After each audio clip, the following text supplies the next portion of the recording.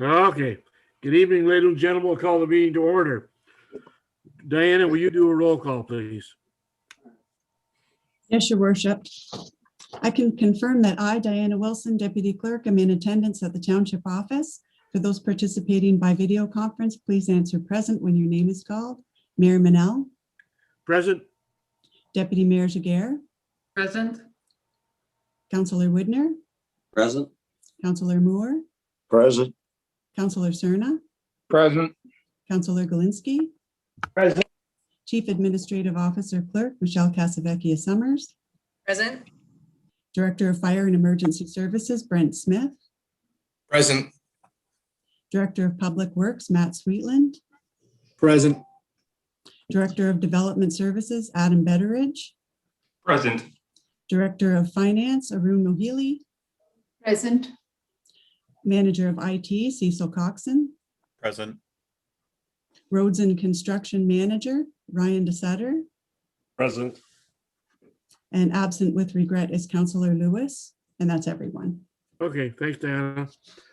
Next order of business is disclosure of pecuniary interest and general nature thereof. Seeing none. The minutes from February 4th, was there any errors or omissions?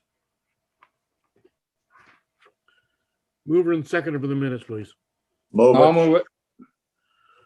Moore and Serta, all in favor? Councillor Woodner, Yes. Councillor Moore, Yes. Councillor Cerna, Yes. Councillor Galinsky, Yes. Deputy Mayor Jaguar, Yes. Mayor Manel, Yes, carried. thank you. Next, we have a delegation. Tony, we'll let you take the floor. Go ahead. Sure. So first and foremost, I want to give thanks for opportunity with the last meeting. During this whole COVID thing, when we were trying to present the temporary use zoning change for the property on Springfield Road, the big question came up is, what is our long-term plan? And the reality is with COVID, it's been, for all of us, we've been just trying to scramble to work with what we've got with the limitations from the health unit. So of course, we wanted to break off as a sister church for some time. And of course, this was prior to the March of last year. We're coming up to the 1-year anniversary already for COVID-19. And at that point, we really didn't have a plan other than we were looking to just rent facilities that would have been available with obviously in the market looking for a future building. Well, when COVID-19 did come into place, any property or any of the buildings, public buildings, to facilitate our group was no longer available to rent. So of course, this is where we were presenting the Stevens residence on Springfield Road and looking at it for a temporary use until we would figure out what we wanted to do. So the last meeting, the question came up is, what is our long-term vision? And at that time, I'd only just met Brent and Scott on the site just to kind of go over the thoughts and ideas of what we would need to do to bring this building up to code to facilitate an assembly of worship. I didn't get a chance to put any prices or anything together. And of course, we had no idea. I had no idea. And of course, as one brother individually, I didn't have the authority to say we were going to plow through it. Fortunately, during that time I've had a number of different quotes for fire alarm, some of the renovation parts that we have to deal with, talked to mechanical engineer for the fire alarm itself, structural engineer in regards to the building. And I've been able to put some numbers together and be able to present that to the brothers and say, hey, brothers, is this feasible? And the brothers have basically said yes, because we're looking at, again, there's a talk already in April about this mutated COVID strain and a potential for shutdown in April or in May. Whether that's going to happen or not, I don't know. Of course, we will all go back down into lockdown, and we're just abiding by what health regulations are telling us what we can and cannot do. We have been doing the drive-in service just because of the weather. And this recently in the news with this incident with a lady in Bayham Township that passed away in an idling car has also kind of lifted up our eyebrows anyway in just regards to the drive-through service, because Again, we're in vehicles, it's too cold outside and we need our vehicles running. So we're kind of, what are our options here? I know one of the counselors had brought attention about maybe spending a little more money, and we did put some more upgrades into our FM band so that the drive-through service could work. But again, the reality comes down to is we still would love to get together, COVID limitations, of course, permitting. And in this case here, still looking for an opportunity, but we are right now with our long-term vision right now is we are looking to add on an addition back to the original building that we were in. And from there, looking to facilitate it. I've started doing drawings, again, working on that. Of course, that's not something that gets done overnight. But in the meantime, we still can't all as a group facilitate the building that we currently have. So we're looking for a place. And in this case here, again, COVID regulations, there are still no public buildings for us to rent. There's a few private individual buildings we've looked into, and we've priced that out. And when it comes down to it, on a temporary basis, the money we want to invest into this property would be pretty close to the same as the rental cost for the halls that would be privately owned, available for us to use. So the brothers have told me that, yes, please proceed and let's present to council and ask that we're looking for permission to move forward on a temporary basis. Whether council would feel that there should be maybe a set time. I know the bylaw, and I could be wrong, I think it's a 3-year term. I don't think we're going to need 3 years, but we'd be open and flexible to work with Malahide Township to say, okay, what terms would you like to see? And then maybe at that date, if we do require more time, we can present, maybe a possible extension of whatever we would need. Okay, thanks, Tony. With council's permission, we've got a report from Adam later on in the meeting. I think it's appropriate that we bring that up now rather than Tony stick around to the end of the meeting, because there's a number of questions that may arise from Adam's report that will have a direct impact with Tony. So I need a mover and seconder that the presentation received from Tony Wall regarding the rezoning application of Dwight and Linda Stevens, owner of the property located at Concession 3, South Park, Lot 21, Township Malahide, municipally known as 6242 Springfield Road, be received. Mover and seconder. Jagger, I'll Move move. it. Moved by Jagger, seconded by Widner. All in favor?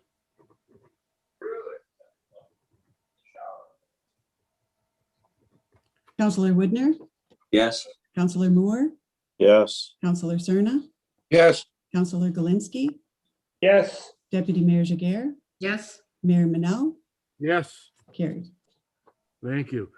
All right, Adam, we're going to move this up. So Tony is not waiting around all night to do this. So we'll move on with your report. Thank you, Your Worship. So I've provided council with a brief follow-up report that gave a brief refresher as to what was considered at the night of the public meeting. I have attached my previous staff report. We were all aware that there were to be necessary upgrades, whether this was temporary or permanent, to that building. And Mr. Wall has advised that his group is willing to make those upgrades. I'd simply want to advise council that those necessary upgrades, many of which will be permanent, and there would be become as a result a desire for permanent non-agricultural uses that aren't permitted in the township's official plan or zoning bylaw for this property to occur on that property. So notwithstanding, and my recommendation doesn't change from the previous night when we had held the public meeting, that the application be denied, but I am able to answer any questions that council or the council may have. Okay, thank you, Adam. Just a question. Tony mentioned 3 years. I thought the recommendation was for maximum 1 year. Through you, Your Worship, yes, you're correct. My recommendation on the bylaw was that if granted, the temporary use would last for 12 months. Okay. Now, Tony, does that make sense to you to have something to invest this money potentially for 12 months? Yes, because again, we were using the 1 year because that was what was mentioned at the last meeting. And I threw that out as brothers, could we put something together potentially for that? And realistically, even for 1 year renting a hall, the average price right now is ranging between $500 and $600 per use. So we did the math very quickly, and we're in the same range as what the upgrades are going to be for the fire alarm, for the fire suppression, Some of the stuff I'll be able to provide the drawings, and I've got the engineers that are going to be stamping and reviewing the plans as well. So yeah, it seemed feasible that whether we give it to a general hall or we decide to upgrade this brother's building, we just felt it was just better money spent here than just throwing it away as rent money. Okay, Tony, your figure on $500 or $600. I know that Legion and Knights of Columbus are far less than that. And They are, but they're not available. And for the group size that we have, the facility wasn't large enough. Oh, okay, so you need something much larger. Correct. That was our issue. Yes. Okay. So questions for either Adam or Tony? Dominique? Sure, Mr. Mayor, thank you, and through you to Tony. So are you able to disclose the value of the total investment you would have to put in? I can, if you wish, if that's what you're asking for, sure. It's ranging from around $32,000. Thank you. Any other questions for either Adam or Tony? And one for Adam, I guess. Go ahead, Mark. Adam, with the permanent changes that will be proposed to be made, what other uses would that building be able to do after the church wasn't going to be using it anymore? Through you, Your Worship. So essentially, the building is going to be upgraded to allow for occupancy and assembly occupancy. So any sort of uses, and with regards to some of the fire and those sorts of things, it could be used for contractor shops or sort of businesses that'll have employees gathering within, or other sort of any use that could assemble, whether it's a permanent church use, assembly halls, those sorts of gathering, because we can imagine that there's going to be a parking area established, entrance and those sorts of upgrades to the property to make sure that it's and washrooms, whether temporary or permanent, and so those are the types of uses based on the upgrades that would be permitted to occur, or desired to occur if because of the upgrades. Any other questions for either one or individuals? Manal, just a question down Go ahead, to Josh. what's going to happen with all the updates in the building after the church is finished with it, let's say in 1 year? Would they be removed or would they just stay? Well, in most cases, that'll be left up to the homeowner to decide what he wants to do with them. I know that, again, our intentions are not desiring to be there on a permanent basis. He's been kind enough to allow us to use, or at least able to use, the facility for a time and season. And in this case here, if Malahide dictates it's going to be for 1 year, he's aware that it'll be the brethren that are going to front the cost of this. This is not something that he needs on his shop, because again, Brent and Scott both were out on site, and he still continues during the week to use it for an agricultural purpose, for storing his equipment and doing the various things that he does during the week.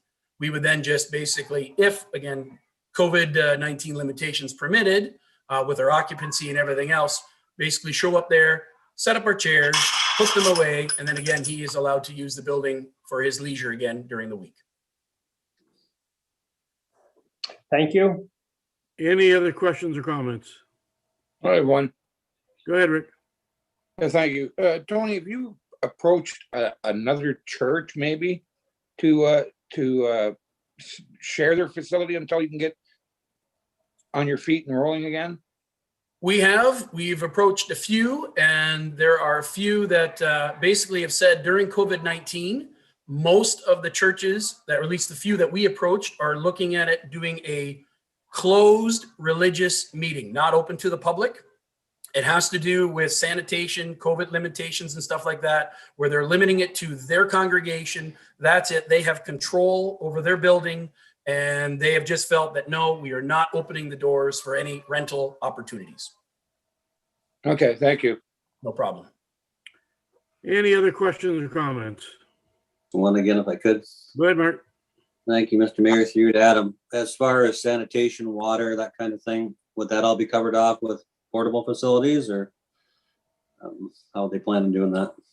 Through you, Your Worship. So my recommendation does entail that if this is to be considered for approval, that it be subject to site plan control. I'm of the opinion that the washroom and sanitary facilities could be established through the building permit process, but on a temporary basis. Again, that would be subject to the CBO's review and approval, but we still have a lot of work to do in order to establish this use if it's going to be permitted on a temporary basis. And council is familiar with site plan, and that deals with access to the property and how the washrooms and parking and all those sort of details are considered. It wouldn't be a permanent septic system then, or not necessarily? I don't know.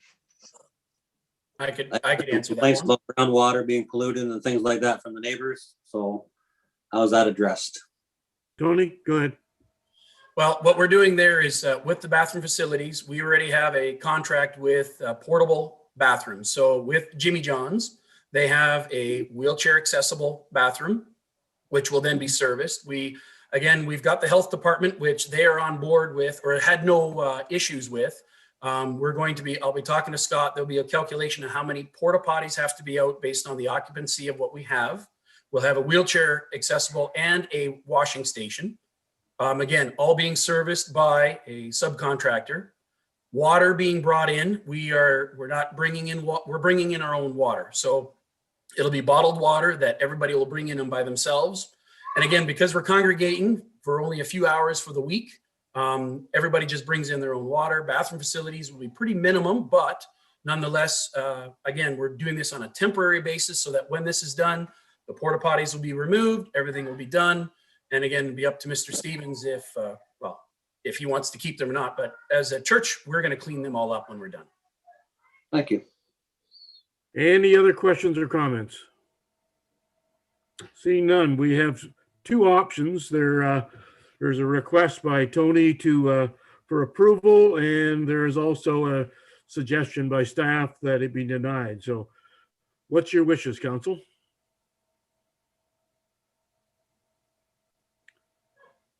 We need to move forward. Dominique? Sure. Thank you, Mr. Mayor. I will move to deny the application.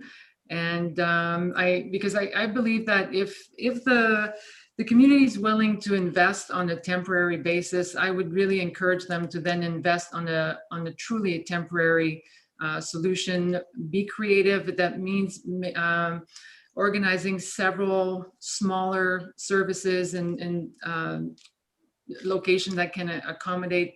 This location is not zoned properly. It's not the suitable use. So it looks like the resources and the creativity is available in your community to find the right solution, and we wish you the best. And that I would move to deny.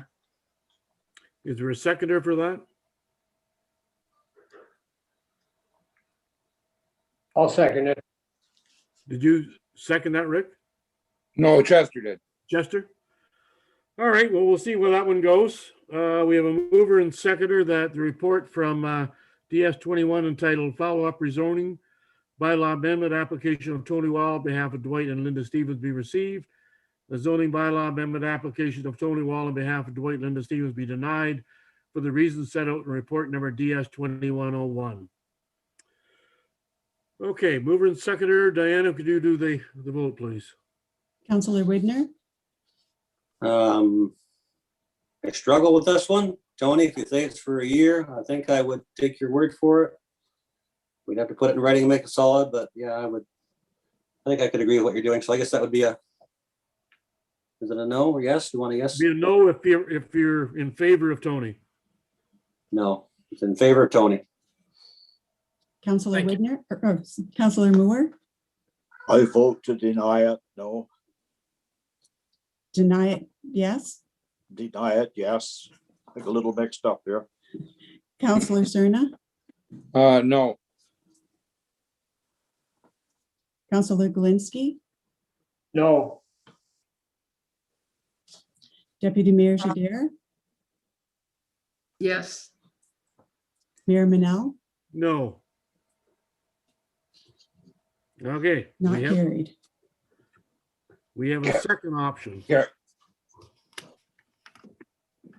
That option is Report number DS 21 entitled Follow-Up Report Zoning Bylaw Amendment Application of Tony Wall on behalf of Dwight and Linda Stevens be received.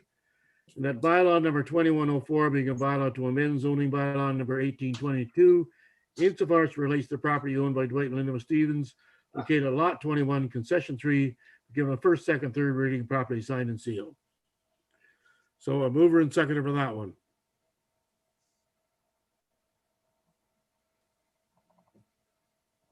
I'll move it. Moved by Serna, seconder, I'll second. it. Widner, all in favor? Counselor Widner, Yes.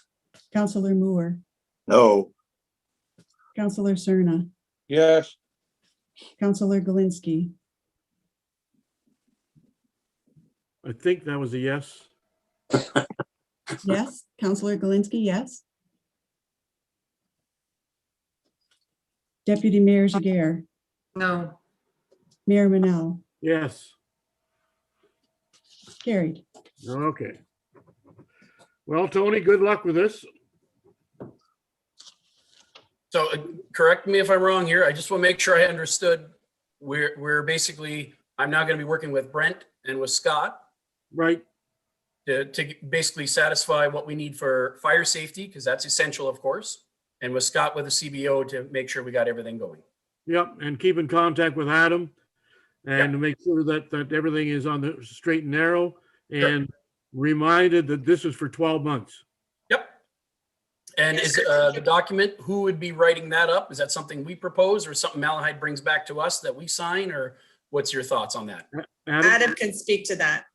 Okay. Thank you. Yes, through your worship. So there's going to be a site plan application that'll be needed, and that goes through the standard site plan review process. Perhaps, Tony, you've already in your group has come up with a concept about the parking area, the entrance, and those sort of things.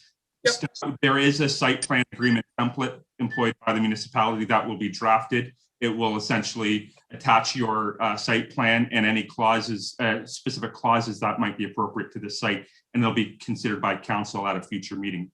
Okay. So I guess my question, when the calendar year begins, I'm assuming that's when we've complied and everything's good. Brent, Fire Chief, has okayed it. Scott, CBO, has okayed it. We're ready to move forward, and then the calendar year would begin. Is that what my understanding would be? Through you, your worship, I believe the bylaw that's written would essentially the clock would start on the passage of tonight's bylaw. Okay, I just wanted to confirm. Just means I got to really move. Right, yes, I've just confirmed with the bylaw, and the clock starts on February 18th, 2021. Okay, All right, Tony, good luck with it. thank you. You're welcome to stay on as long as you want, but we're going to move on to the next session. Sure, okay. Thanks, Tony. Yes, thank you.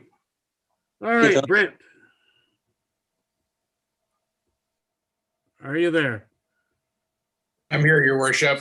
I want to start off with Brent. You've been busy for the last 24 hours and with the fire over there, and congratulations on doing as well as you did under the circumstances on a very, very cold night.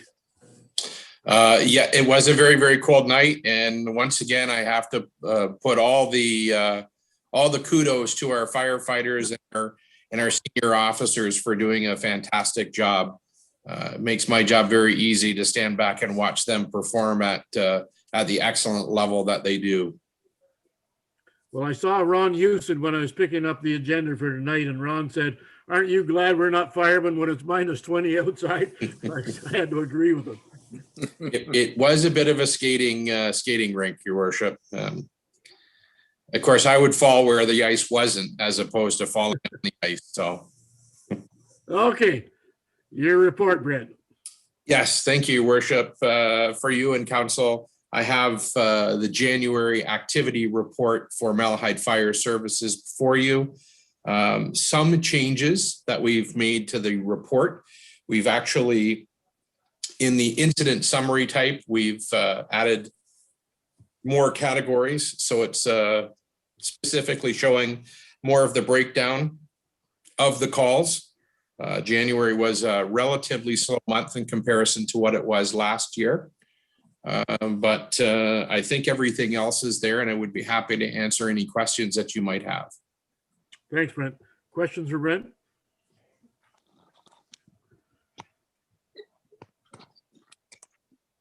Looks like you're gonna get off easy, Brent. You can go to sleep easy tonight. If I might, your worship, before I log off, one of the things I would like to point out, and I have spoke to Rob Perry from the Express about it, is the outstanding support of the Elmer Malahide community for our firefighters in particular, but for everyone, including the Walker family. Last night, in the midst of trying to get together enough food to feed all of our firefighters and the firefighters from Bayham and Central Elgin and Elmer that were assisting us, I had sent out folks to be able to collect food for our people, and almost all of it was donated, and some of it came about to the site with by the vendors and such. So Elmer Sub, Domino's Pizza, the North Side, Tim Hortons, all donated the food. In which case, with the Domino's Pizza, it was over 30 free pizzas that they donated to us. So, in COVID-19, when all of our area businesses have been taking a real kicking with what's been going on, for them to step up the way that they have and freely given to our staff, I think is just amazing. And I did want to point that out for council's knowledge. Truly is, Brandon. That's a good news report. And Michelle, could we send out thank you notes to those individual businesses and just thank them for their support? And that's really important at this time of year. That's great news, Brent. Thank you. Just Any have other something questions? good. Go ahead, Mark. Yeah, Brent, let's thank all the rest of the fire departments, the other districts that came in, and it was nice to see that we had the aerial truck from Elmer. Now, I suppose Yes, we're going to be one of them now, are we? Well, we've used Elmer's and we use Central Elgin, so I would be happy on your recommendation, Councillor Widner, to bring before council the purchase of an aerial device. Or we could just keep borrowing one. Or we could just keep borrowing. It's probably better. Thank you. That was a great job. Yeah, thank you. Okay, mover and seconder report number F2104 entitled Emergency Services Activity Report, January be received. I'll move it. Cerna and Widner, all in favor? Counselor Widner, Yes. Counselor Moore, Yes. Counselor Cerna, Yes. Counselor Galinsky, Deputy Mayor Jaguar, Yes. Mayor Manel, Yes, carried. thank you. Thank you. Now the year-end report, is Matt or Ryan going to do that? Ryan? Yes. Good evening, Your Worship and Council. Thank you for the opportunity to speak to you guys this evening. I have the next two reports for Public Works. The first being a brief summary of our 2020 activities performed by the Roads Department. It was as much as COVID has impacted a lot of the activities that everybody does from day to day. The Roads Department's activities were very consistent and normal to most years. So we've been able to plug our way through maintaining the services that we typically do. And for the most part, we're relatively unaffected from an operational standpoint. So you'll see that a lot of the details are very similar or consistent with past years. We had some new jobs and new focuses this year, but typically we were able to complete everything that we typically do from year to year. Just a brief overview, some of the key items, culvert and roadside drainage. We installed roughly 890 meters of roadway culverts and roadside drainage in 2020, and that also included 6 new catch basins for drainage improvements. We did above average amount of asphalt patching and edge repairs this previous year, upwards of 48 kilometers or 1,450 tons of asphalt, hot mix asphalt that we placed to prepare existing surface treated roads, trying to maintain them as best we can. On top of that, we used another 86 tons of cold patch as well. So a large number of our surface treated roads are seeing some wear and tear, and we've been able to keep maintaining those as best we can. Dust control in 2020 was very similar to the previous year. 86.4 flake tons of dust control, which is virtually identical to the previous year. And until we start getting back into gravel conversion into more surface treated roads, that number is going to stay relatively consistent. We have the same number of gravel roads to keep maintained every year. As far as capital road reconstruction, we had about 350 meters of conservation line that was carried over from the previous year in 2019 that we completed in the spring of 2020. That included full depth reconstruction, significant drainage improvements, and a new double surface treatment surface on that road to finish off the overall reconstruction of that section of road that was originally started in 2017. At the end of our summer and into the fall, staff undertook a new adventure as far as reconstruction is concerned. We replaced a cast in place concrete bridge and a structural steel culvert on Pressy Line. It was a successful adventure for us. We were able to complete the job in 11 weeks and has improved safety and overall drivability of that road significantly.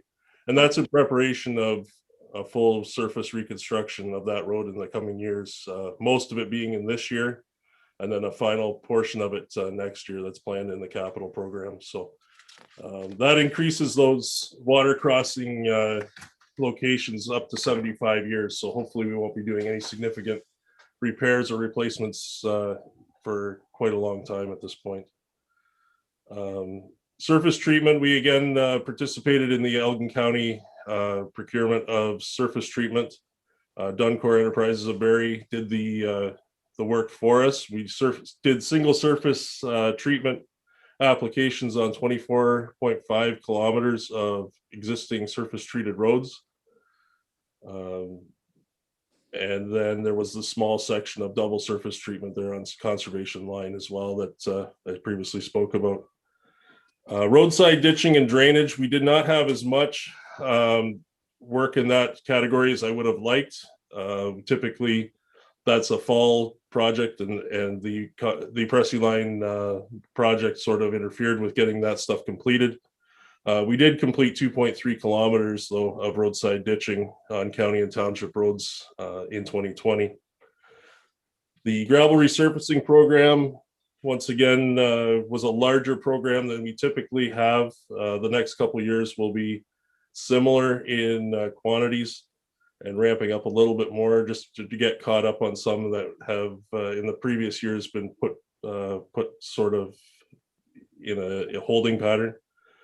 We had over 15,000 tons of gravel delivered by a contractor and graded and set in place there, as well as another just over 1,000 tons of gravel in spot locations, repairs, spring soft spots, and that sort of thing. And then everybody's favorite, winter control.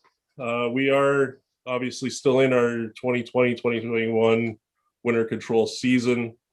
However, the annual report for 2020, the statistics have been compiled at this point.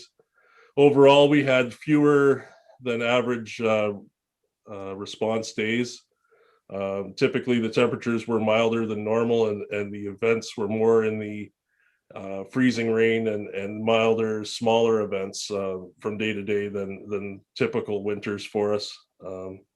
We had 47 events in 2020. The 5-year average is about 56. So it was a significant number less overall. However, we still did complete over 36,000 lane kilometers of winter control service. That's about 2,300 hours of operator time.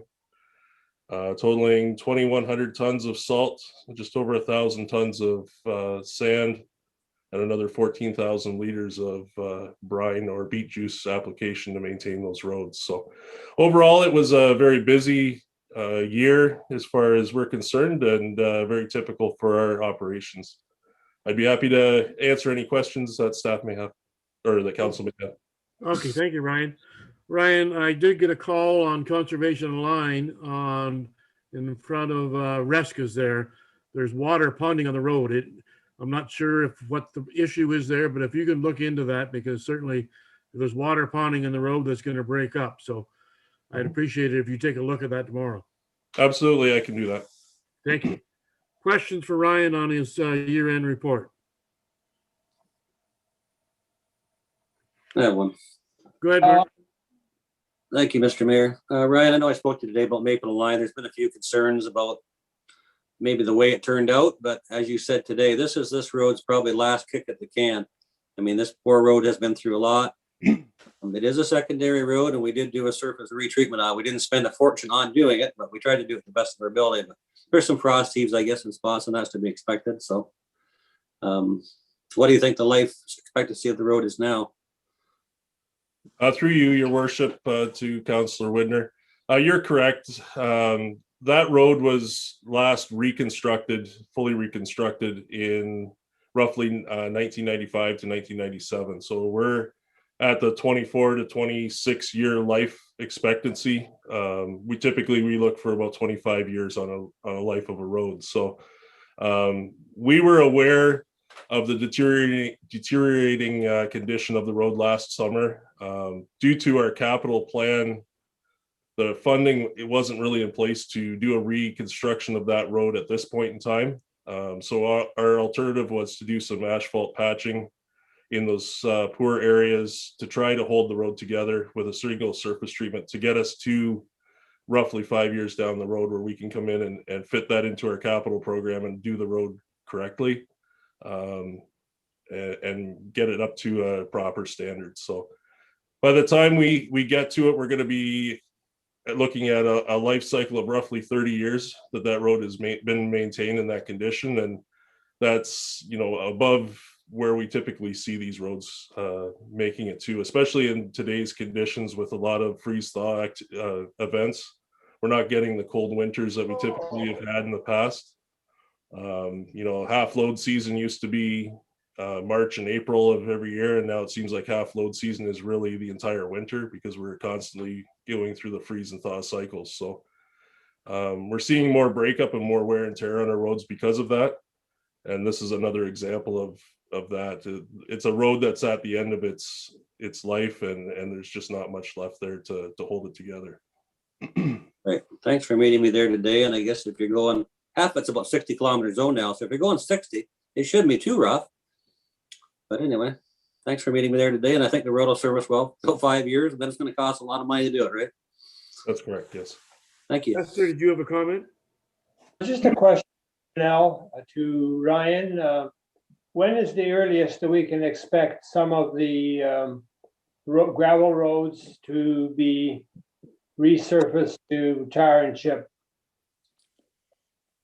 Through you, your worship, to Councillor Galinsky. The capital program has some small pieces in that, some conversion roads coming up in the near future. I believe even this year with Woolleyville Line, there's a small section of road that we're looking at converting there.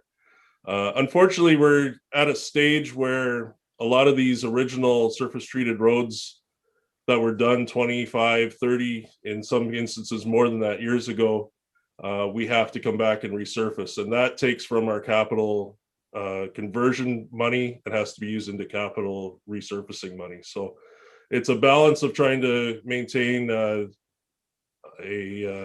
existing road and keep it up to a standard that we require, as well as trying to proceed further into expanding our surface treated road system. And if I can add to as well, through your worship, to what Ryan has indicated, those are good questions as well that council's bringing. And when it comes to this type of asset management, it's answering the question of what we can afford and what is reasonable to afford. So the decision matrix uses a combination of the consequence of failure and the probability of failure for various assets, and coming up with these capital programs that have to be considered across all assets, being gravel road conversions and a full reconstruction of a road. So in some cases, it would lead to a circumstance like this where a road might be reconstructed later than desired, but that would be the intent of the program, considering what's reasonable to afford and what we can do. Okay, thanks, Matt. Any other questions for either Ryan or Matt? Mr. Mayor, Go ahead, Max. question to Ryan or Matt. The village of Springfield, the uptown area, we'll call it the business section or what's left of it. Could we get some snow removed in that area? Where the curbs and what have you are, the snow is out there from the sidewalks and from the road, and it's difficult for people to park, to go to the post office, the convenience store. And in particular on the north side where that pesky sidewalk is raised up there. And in the past, we've usually, as the need has arisen, the township come in and truck some dump truck loads of snow out of there to clear that area. That's what I'm asking for, Mr. Mayor. Matt? Yes, I can let Ryan answer this one. Ryan? Through you, your worship, to Councillor Moore. Actually, that is something that we've been planning on in the last couple of days here. We originally had a look at it yesterday and today, and we're trying to get it scheduled in here for the downtown core, as well as near the school. There's some areas over there that need to be cleaned up as well. As soon as we have availability of staff and equipment, we're going to be taking care of cleaning up as much as we can in the downtown and in those areas that are prone to heavy snow collection. So it is on our radar, and as soon as we can get to that, we will get that cleaned up. Okay. Thank you, greatly appreciated. Any other questions or comments? Seeing none, mover and second report number PW 2112 entitled Road Department 2020 Year-End Report be received. Move it. Moved by Moore, seconder, Second. Widner, all in favor. Counselor Widner, Yes. Counselor Moore, Yes. Counselor Cerna, Yes. Counselor Galinsky, Deputy Mayor Jager, Yes. Mayor Manel, Yes, carried. thank you. And Ryan, are you doing the tender results? Yes, that's correct. Go ahead. Through you, your worship, to council, I have a brief report here regarding the 2021 processed aggregates tender. This is a tender that we solicit prices for typical materials that we use for spot repairs and construction uses in small quantities typically. We advertise this for local suppliers to provide us a unit price cost for our staff to go to the pit, collect the materials, bring them back and use them type thing.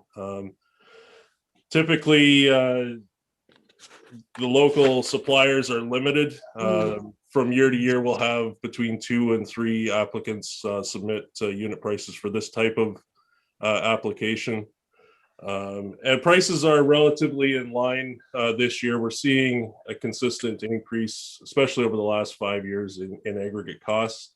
And that's typically driven by the demand in this area. There's a lot of road construction and a lot of development work going on. And we're seeing those prices push up. Since 2016, 2017, in a lot of cases, they've doubled per ton of material. So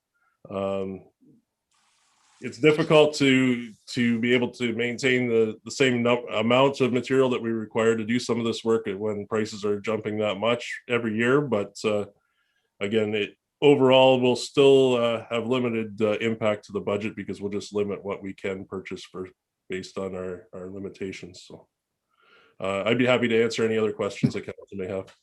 Okay, thanks, Ryan. Questions for Ryan? Seeing none, mover and second report number PW 2114 entitled Tender Results 2021 Process Aggregate be received. I'll move it. Jagger and Serta, all in favor? Counselor Widner, Yes. Counselor Moore, yes, Counselor Cerna, Yes, Counselor Galinsky, Deputy Mayor Jiguer, Yes, Mayor Manel, Yes. carried.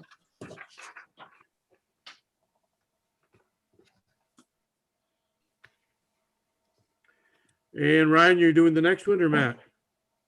I'll jump in now for the following two. Through you, your worship, this report I have for you this evening lists a few projects that were budgeted within the 2020 calendar year. However, were not completed within that year, which I can speak to here. The township has received the phase 1 road safety audit in 2018 and have been in touch with the consultant regarding the completion of the phase 2 and 3 audits. However, some delays have been experienced. And then consistent with the road department annual report received earlier this evening, it was a fairly typical year. However, the roads crew did undertake a new initiative, as Ryan had mentioned, being the Pressy Line Bridge and culvert, which the use of internal forces generated significant cost savings versus contracting out the work. However, again, as Ryan mentioned, it took up 11 weeks of staff time into the fall, which put behind a few ditching projects. Some other of the projects mentioned here include the parking lot line painting at Malahide Community Place and the washroom painting at Wanacott Park, which were also put on hold during some COVID delays. The biannual bridge and culvert inspection was awarded roughly $9,000 under budget. In that report, there was one bridge structure on Carter Road, which was identified as requiring a more detailed inspection, resulting as a result of some deep cracking and exposed rebar that was discovered. So accordingly, staff are recommending to carry forward the surplus from that budget line item to further review that structure and obtain an engineered recommendation for its mitigation. The total for these noted projects recommended for a carry forward totals $179,700 from the 2020 budget. And the scope of work for these projects are not expected to upset the current planned workload throughout to the 2021 operating year for the Public Works Department. So with that, I'd be happy to answer any questions. Okay, thanks, Matt. Any questions for Matt on this one? Doesn't appear to be. So mover and seconder, report number PW 2111, entitled Request to Reserve 2020 Allocations of Outstanding Projects be received. The Director of Finance and Treasurers be authorized to transfer $179,700 to reserves for the unspent 2020 Public Works operating budget allocation in the order to enable completion of the outstanding projects in 2021. move it, Moved by Moore, seconder, Second it. second by Widner, all in favor. Counselor Widner, Yes. Counselor Moore, yes, Counselor Cerna, yes, Counselor Galinsky, Deputy Mayor Jiguer, yes, Mayor Manel, Yes, carried. thank you. And Matt, an update on the restructuring water boards? Yes, through you, your worship, this next report is brought for council's information regarding a concern that has been pending for many years relating to the legal status of the Lake Huron and Elgin area water boards, which I can give a brief outline to. So when the Elgin area water supply system was transferred to the benefiting municipalities, a board of management was put into place, which implied a corporate status was attained for the administration of the system. Now, under the Municipal Act, this is not the case, which has resulted in the primary system not being body corporate, which means they don't explicitly have the legal ability to enter contracts. So this has been worked around for many years with the understanding that the primary system being administered by the City of London can pay for contracted service, however, not actually having a corporate seal. So the way to clear this up is clear up this implied status is either by forming a municipal services board or a municipal services corporation by the benefiting municipalities. So a municipal services board is similar to the status quo. However, this implied legal status is cleared up. And status quo meaning the assets and liabilities of the system are passed down to the benefiting municipalities in the full proportion that they benefit from the system. So alternatively, a municipal services corporation is essentially an arm's length entity which insulates the benefiting municipalities. There are more options afforded to the municipal services corporation, which would all be spelled out in a potential business case and shareholder declaration. The main benefit of a municipal service corporation is that the debts taken on by the corporation would not impact municipalities' debt carrying capacity, given that arm's length insulation. So a steering committee was set up by the primary system with members of the benefiting municipalities to discuss these various options at hand and to discuss any changes that could be imminent. And it being noted that unanimous consent among all municipalities is required in order to initiate any change. So I participated in the first committee meeting in January, which was essentially an introductory meeting. And after that meeting, it seems there are mixed views on the need to undertake any change here and the challenges that are inherent in obtaining unanimous consent, especially to pursue the municipal services corporation route. So I just wanted to take this opportunity to bring a report to council for information, as I expect to bring further updates over the coming months as discussions progress regarding whether there is in fact a need for change and such that Malahide Council can participate in any possible voting together with the other Elgin area partners. So I'd be happy to answer any questions you may have. Okay, thanks, Matt. It sounds like it's an uphill battle to get it consent from everyone to be on board. So good luck with that one. Questions for Matt? Seeing none, mover and seconder, report Mayor. number. Oh, sorry. Sorry, it's Dominique. Just a quick question. So is this happening in other parts of the province, or were we the only ones with this irregularity in the transfer order? Through your worship, that I'm not exactly sure if it relates directly, because every transfer order would be different in how they set things up, and it'd be transfer order for various assets. So this is the only one I'm aware of that comes under this purview, the way that it's being suggested that the change needs to happen, because this has been the way it's been administered for many years now. But that being said, I can't answer confidently if it's happening elsewhere with other transfer orders. This is just one issue at hand, which I can say. Okay, fair enough. Thanks. Any other questions for Matt? Mover and seconder, report number PW 2109 until restructuring water boards under the Municipal Act be received. Mover and seconder, Jagger. I'll second it. Second by Cern, all in favor. Councillor Widner, Yes. Councillor Moore, Yes. Councillor Cerna, Yes. Councillor Galinsky, Yes. Deputy Mayor Jiguer, Yes. Mayor Manel, Yes, carried. thank you. The county's 5-year municipal plan, or the comprehensive plan. Who's doing that? Michelle, or you, or Adam? Yes, thank you, Your Worship. So I've got a council received notice from the county that statutory notice that it's commencing its 5-year official plan review. So what my recommendation entails tonight is that we certainly support the county's review, but also that county allow the township to proceed and finalize our ongoing official plan review that's undergoing here with our consultant. We're more close to finishing the Malahide official plan, and the county's just starting. My recommendation is we let the township process finish, and any irregularities between our finished official plan and the county review once finalized, such can be addressed after the fact. I have spoken with the county's planning manager. She's supportive of that approach.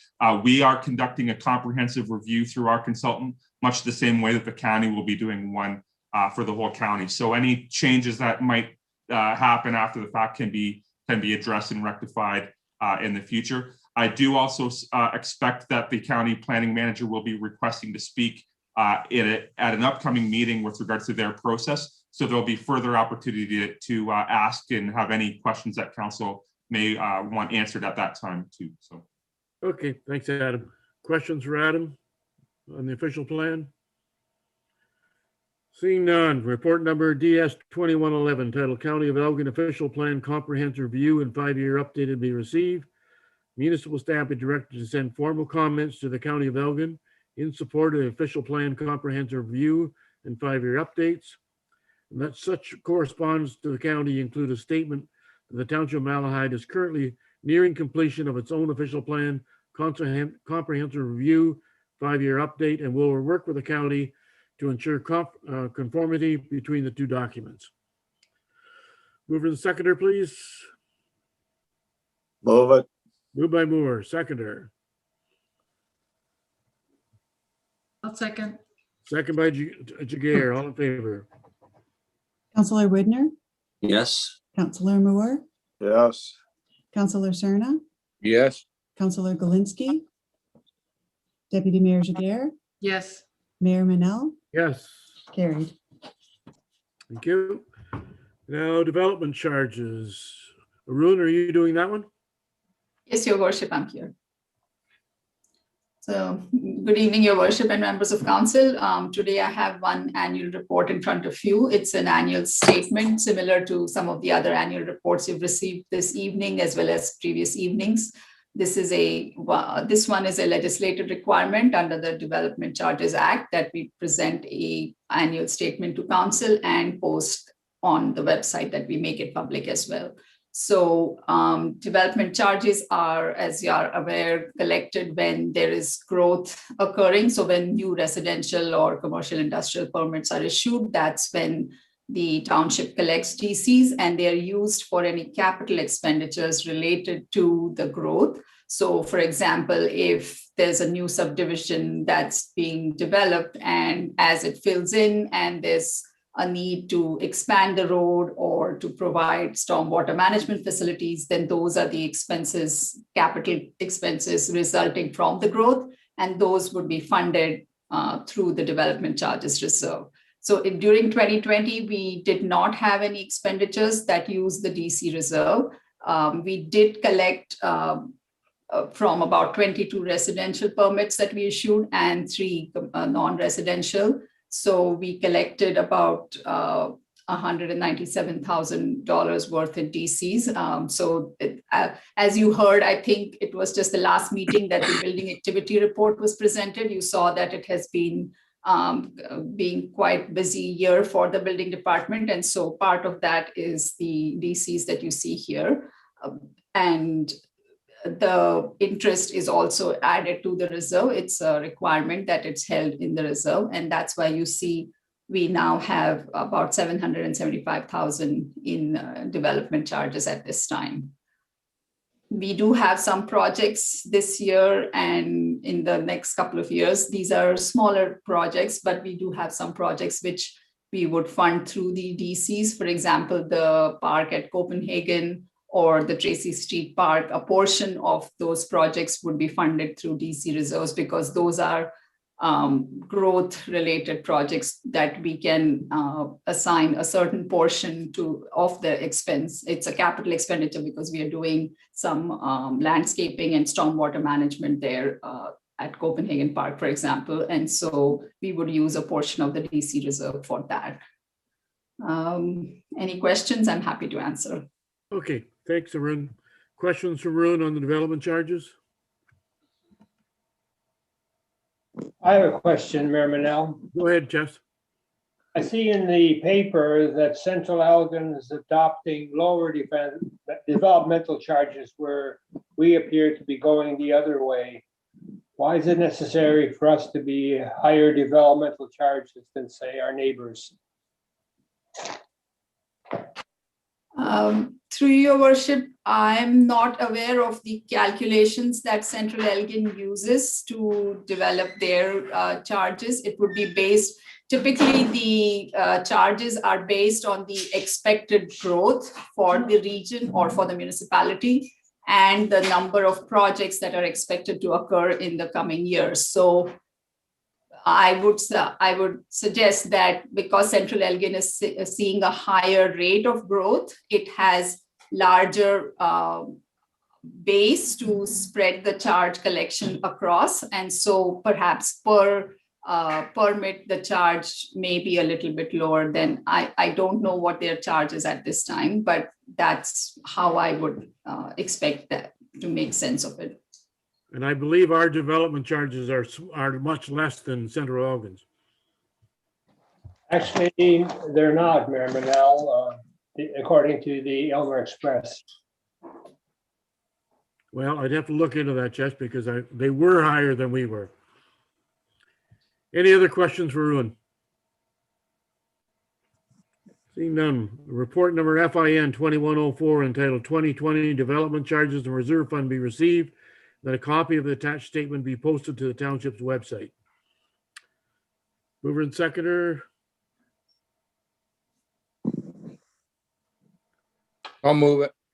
moved by Cerna, seconder, I'll second. second by Jagger. All in favor? Counselor Widner, Yes. Counselor Moore, Yes. Counselor Cerna, Yes. Counselor Galinsky, Oh, Deputy Mayor Jagger, Yes, Mayor Manel, Yes, carried. thank you. And Thank you. Michelle, you doing the pay equity? Yes, your worship, I have one report for council's consideration this evening, and that is with respect to the results of the RFP process for the pay equity and compensation review project. Council will recall that during the recent service delivery and organizational review, the consultants had recommended that the township retain a consultant to carry out a thorough compensation review for the municipality, particularly recognizing that the last review hasn't been completed or was last completed in 2010. So staff did prepare an RFP and posted it in January, closed on February the 9th. There are a number of objectives that were listed in the staff report. I'm pleased to advise that the township did receive a total of 9 proposals for this project. And the evaluation committee, which was comprised of myself, the director of finance, and the HR manager, did review all of those proposals. And as a result of that review, are recommending that council award the project to ML Consulting in the amount of $28,600. The consultant has advised that if the project was to be awarded this evening, they would be able to commence the work before the end of February, and it would be completed about mid-May. ML Consulting is a well-established firm that has an extensive track record in providing these types of consulting services. They have conducted similar work for other municipalities in our area, including Central Elgin, Dutton Dunwich, the County of Elgin, Thames Center, Ingersoll, Tillsonburg, Middlesex Center, and Southwest Middlesex Center. Marianne Love is the principal consultant that is going to be managing the project, and she has more than 35 years in experience in dealing with municipal reviews. And with that, Your Worship, I'd be pleased to answer any questions that the council may have. Thanks, Michelle. Questions for Michelle on the our compensation review? Dominique? thank you, Mr. Mayor, through you to Michelle. Yeah, so maybe the scope is a little bit more than I had envisioned when we're talking about compensation review. So can you expand a little bit more on the second bullet, which is the review and the edit of job descriptions? Because I thought we had done a lot of that last year. And the other one about the job evaluation tool. So what does that mean? What will we get out of that? Certainly, through your worship. The review and edit of the job descriptions. In that particular case, there have been some job descriptions for some staff that have been reviewed. Council will recall that there were some requests for reviews and potentially reevaluation from some staff members back in late 2019 and 2020. But not all staff were required to go through that process. It was an elective situation. So there are a number of job descriptions, for example, mine, that hasn't been reviewed since it was originally drafted in 2010. So where there is an incumbent that's been in place for a number of years and where there hasn't really, the incumbent hasn't felt a need that their job has changed dramatically, it hasn't been reviewed.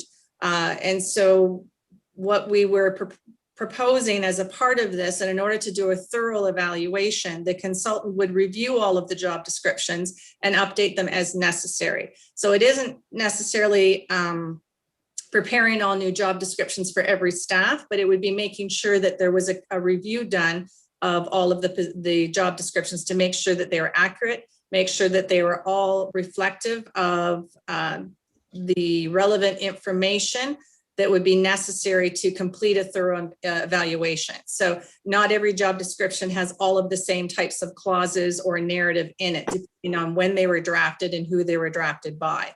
So this would be an opportunity to be able to make sure they're all consistent and are the most current that they could be, and allow for the evaluation to a successful evaluation to take place. With respect to the tool, each consultant that undergoes these processes has their own methodology and what they refer to as tools. Essentially, it's a matrix and a type of evaluation scheme that would allow them to be able to very clearly rate and give points, award points for different types of criteria so that they could place them on a salary grid. For example, ensuring that a position A or position B should be ranked higher and therefore be compensated at a different level. So they would develop this tool that would assist in this matrix and criteria system. And then what they do then, of course, they use that to be able to develop a grid and a compensation scheme.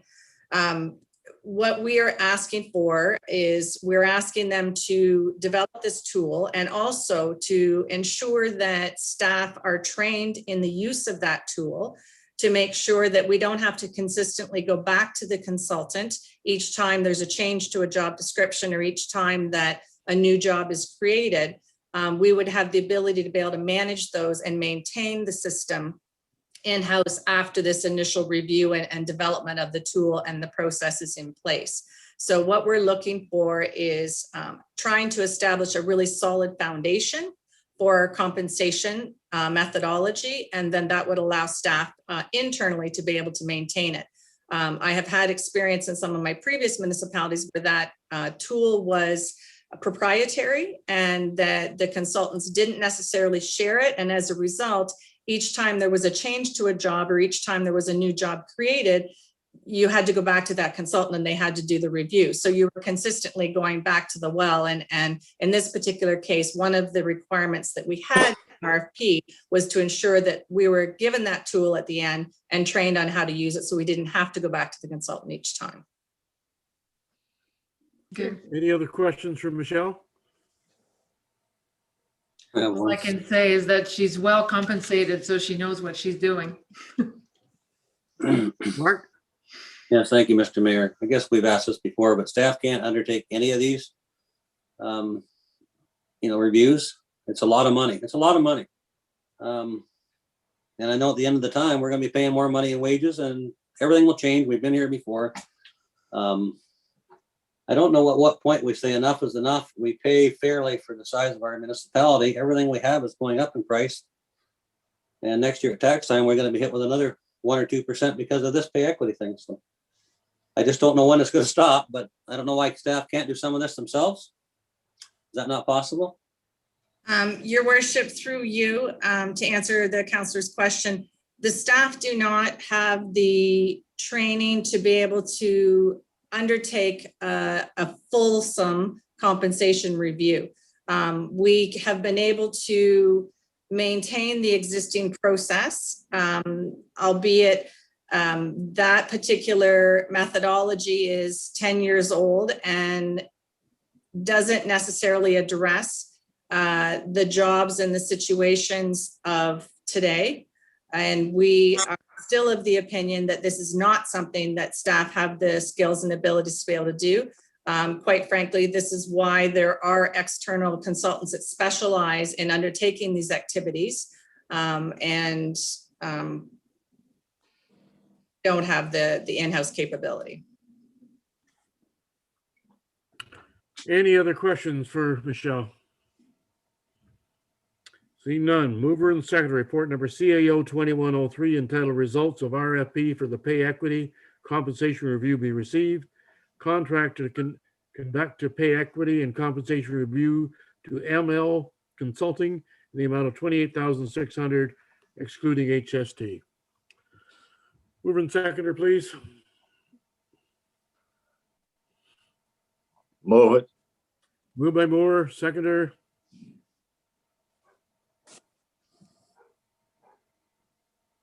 Seconder.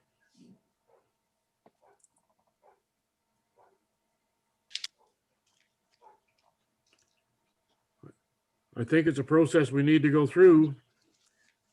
I can second it. Okay, second by Jagger. All in favor? Counselor Widner, No.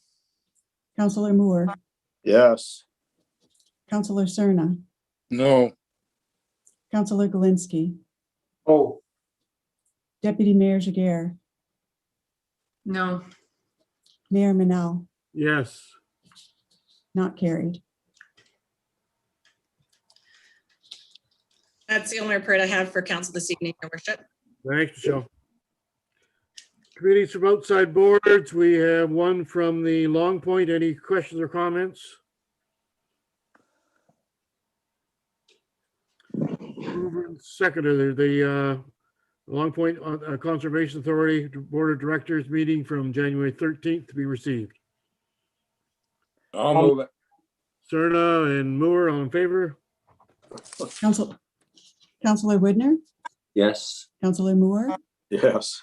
Counselor Cerna, Yes. Counselor Galinsky, yes. Deputy Mayor Jagger, Yes. Mayor Manal, Yes. carried. Thank you. Next, we have correspondence. We have 16 items. Anyone wish to make comment or support any of these items?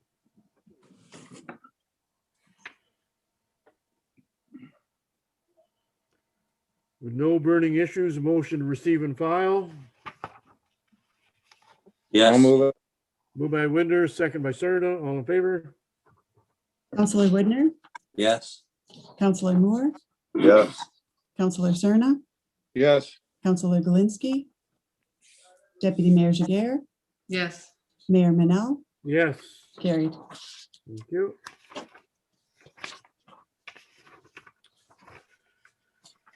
Oh, is there any other business? I have something if I could. Mark? Thank you, Mr. Mayor. In relation to the last meeting, I'd like to see some changes made to the Human Resources Department pertaining to warnings and dismissals relating to all staff and volunteer firefighters. Currently, we're told that some letters are sent by regular mail to the people involved in some circumstances. I'd like to see this changed to registered mail sent to the preceding offender and in a final notice scenario. Also, I feel any warning should be dealt with in a 3-step process. A verbal warning kept on file lasting a year. The second offense would be a written warning given personally with a witness from the township and kept on file for a year.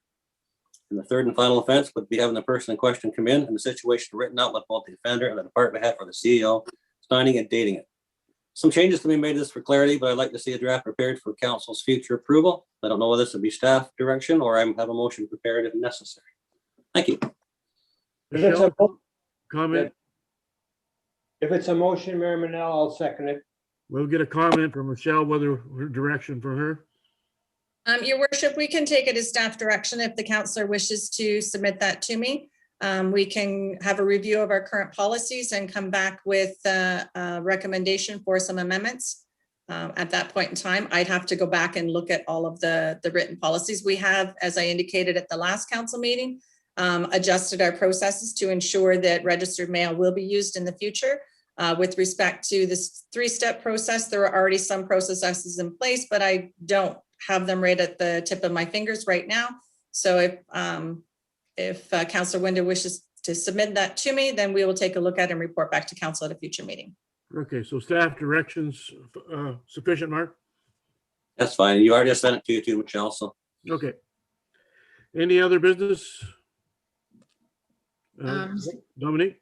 Mr. Mayor, maybe to just comment and revisit the compensation study. I want to clarify that I am in favor of conducting the study. I do think it needs to be done.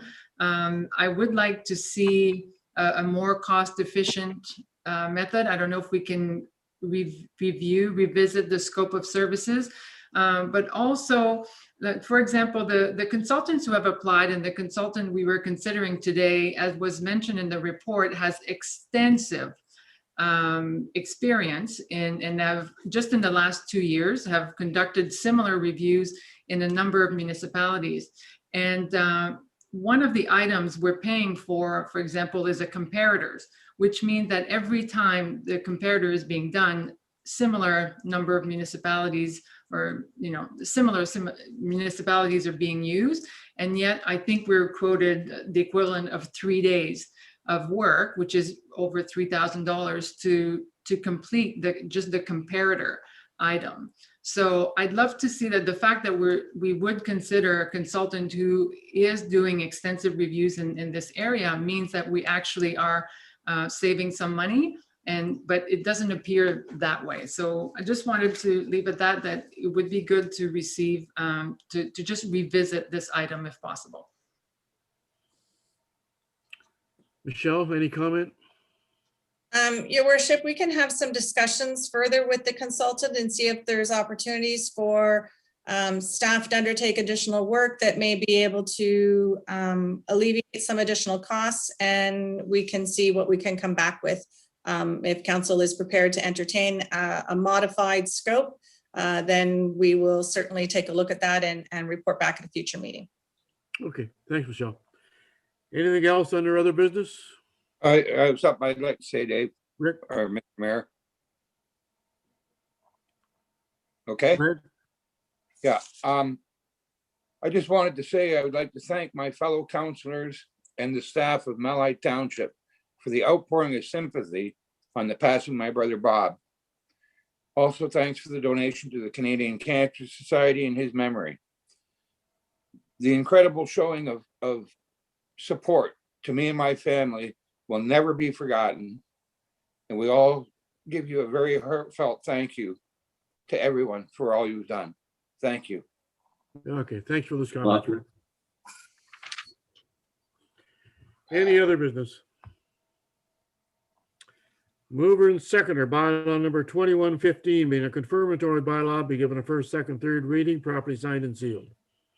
Your worship, may I interrupt for a moment? Certainly. Go ahead, Arlen. Sorry, I just was doing a quick scan of the DC bylaw that has been passed by Central Elgin. And the charts that I see on their website, it has been passed just this year. Ours was done in 2019. So with the phase in of the charges, we are at perhaps a further stage than them. However, when we just look at the charts, they have, as Councillor Glinsky has said, yes, their base charge seems to be lower. It's $5,055 for a residential permit. But then they also have additional charges further defined. They say if it's an urban area service, then there's another $183 chargeable. And then they also have DC specific to particular areas of their municipality. For example, Belmont area specific charges, there's a DC of $6,385. And similarly for Port Stanley area specific services. So the $5,055 appears to be a base amount. And then depending on which area and the coverage of the services, the actual charge may actually be a little bit higher than the minimum $5,055. So there's a little more to be factored in when comparing between municipalities. Okay, thanks, Arun. As we always say, the devil's in the details. Chairman, I'll just Yes, comment. Go ahead, Jeff. I was just going by what the paper said, and the paper says $5,055 anywhere in Central Elgin, up from $4,780. So my information just came from the newspaper, which I Right. Okay, thanks, Jess. All right, confirmatory bylaw. Mover and seconder, please. Move it. Mover, seconder. Serna? Yes. All in Yeah. favor? Councillor Woodner, Yes. Councillor Moore, Yes. Councillor Cerna, Yes. Counselor Galinsky. Yes, no, Oh, Too late, good. too late. Nope. Mayor Yes, Mayor Manel, Yes. carried. glad to see that everybody's wide awake. And finally, mover and seconder council adjourn this meeting at 8:50 to meet again on March 4th at 7:30. Delansky and Widner, all in favor? Counselor Widner, Yes. Counselor Moore, Yes. Counselor Cerna, Yes. Counselor Galinsky, Deputy Mayor Jager, yes. Mayor Manel, Yes. carried. Okay, thank you all for attending. Stay safe, stay warm. Thank Yep, you. thank you. Good night. Night, Mayor. Now. Take care.